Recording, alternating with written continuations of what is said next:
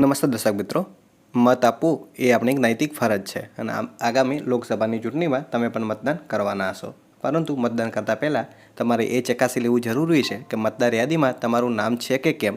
અને જો મતદાર યાદીમાં તમારું નામ છે તો તમે કેવી રીતે ચકાસી શકો છો. તમે તમારા મતદાર યાદીમાં તમારું નામ ચૂંટણી કાર્ડના માધ્યમથી મોબાઈલ નંબર દ્વારા અથવા તો તમારા નામથી પણ ચેક કરી શકો છો.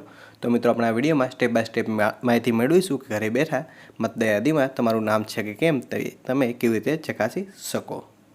તો મિત્રો, તમારો વધુ કિંમતી સમય ન બગાડતા આપણે આ વિડીયોની શરૂઆત કરીએ અને જાણીએ કે તમે ઘરે બેઠા મતદાર યાદીમાં તમારું નામ છે કે કેમ કેવી રીતે ચેક કરી શકો. મિત્રો, તમારે સર્ચ બારની અંદર ઇલેક્શન નેમ સર્ચ ટાઈપ કરવાનું રહેશે, જે તમે આ સ્લાઇડમાં આસાનીથી જોઈ શકો છો. એ ટાઈપ કર્યા બાદ તમારે એન્ટર પર ક્લિક કરી દેવાની રહેશે, એટલે કે તમારે સર્ચ કરવાનું રહેશે. તો મિત્રો, આપણે સર્ચ પર ક્લિક કરી દઈએ છીએ. સર્ચ પર ક્લિક કરતાં તમારી સામે આ મુજબની વેબસાઇટ શો થશે. એમાં જે સૌપ્રથમ વેબસાઇટ દેખાય છે સર્ચ ઇન ઇલેક્ટરલ રોલ, તેના પર તમારે ક્લિક કરી દેવાનું રહેશે. મિત્રો, ત્યાં ક્લિક કરવાથી તમારી સામે આ મુજબની વેબસાઇટ શો થશે, જે સરકારશ્રીનું ઓફિશિયલ પોર્ટલ છે ઇલેક્શન માટેનું, જે તમે અહીંયા આ સ્લાઇડમાં જોઈ શકો છો. મિત્રો, અહીંયા તમે જે સિલેક્ટ લેંગ્વેજ લખ્યું છે ત્યાંથી તમે તમારી મનપસંદ ભાષા પણ પસંદ કરી શકો છો, ઇંગ્લિશ, હિન્દી કે તમને જે અનુકૂળ લાગે. તો મિત્રો, આપણે અહીંયા હિન્દી ભાષા કે ઇંગ્લિશ ભાષા પસંદ કરી દઈએ છીએ.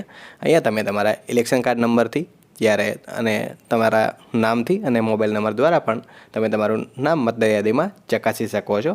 તો મિત્રો, તમે આ સ્લાઇડમાં જોઈ શકો છો કે માત્ર મોબાઈલ નંબર નાખીને પણ તમે તમારું નામ ચેક કરી શકો. તો મિત્રો, આપણે ઇલેક્શન કાર્ડથી આપણું નામ સર્ચ કરીશું. અહીંયા જે ઇપિક નંબર લખ્યું છે, જે આપણે ઇલેક્શન કાર્ડ નંબર ટાઈપ કરી દેવાનું રહેશે.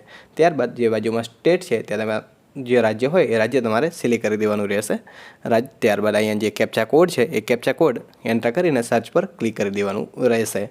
તો મિત્રો, આપણે આ જે કેપ્ચા કોડ છે આની અંદર ફિલ કરી દઈએ છીએ અને ત્યારબાદ સર્ચ પર ક્લિક કરીએ છીએ. તો મિત્રો, સર્ચ પર ક્લિક કરતાં તમે જોઈ શકો છો સ્લાઇડમાં કે આપણી સામે મતદાર યાદીમાં જે આપણું નામ છે એ નામ આવી ગયું છે. ત્યારબાદ જે એક્શનની અંદર વ્યૂ ડિટેલ લખ્યું છે ત્યાં ક્લિક કરશો તો આપણા મતદાર વિશેની વધુ માહિતી આપણે ત્યાંથી મેળવી શકીએ છીએ. તો મિત્રો, આપણે વ્યૂ ડિટેલ પર ક્લિક કરી દઈએ છીએ અને ત્યાંથી જોઈએ કે આપણે શું ડિટેલ જોઈ શકીએ છીએ. વ્યૂ ડિટેલ પર ક્લિક કરવાથી મિત્રો તમારી સામે આ મુજબની સ્લાઇડ શો થશે, જે આ સ્લાઇડની અંદર તમે જોઈ શકો છો સ્ક્રીન કે આપણી સામે કેવા પ્રકારની સ્ક્રીન શો થઈ રહી છે. મિત્રો, નેટવર્કના કારણે થોડો ટાઈમ લાગી રહ્યો છે. ઓકે, સ્ક્રીન આવી ગઈ છે. એની અંદર તમે તમારો મતદાન ક્રમાંક કયો છે, કયા ભાગની અંદર છે, તમારે કઈ જગ્યાએ મત આપવા જવાનું છે, કઈ તારીખે જવાનું છે, તમામ માહિતી અહીંયા તમે સરળતાથી જોઈ શકો છો. જ્યારે તમારા BLO કોણ છે એની માહિતી પણ તમે અહીંયા આસાનીથી જોઈ શકો છો અને BLOનો મોબાઈલ નંબર પણ આપેલો છે. આઈ હોપ મિત્રો તમને આ માહિતી આસાનીથી સમજાઈ ગઈ હશે. તેમ છતાં પણ તમને કંઈ પ્રશ્ન હોય તો અમને કોમેન્ટ કરીને પૂછી શકો છો. અમે તમારી કોમેન્ટનો જરૂરથી જવાબ આપીશું. થેન્ક યુ વેરી મચ મિત્રો. ફરી મળીએ એક નવા વિડીયો સાથે. ત્યાં સુધી જય હિન્દ.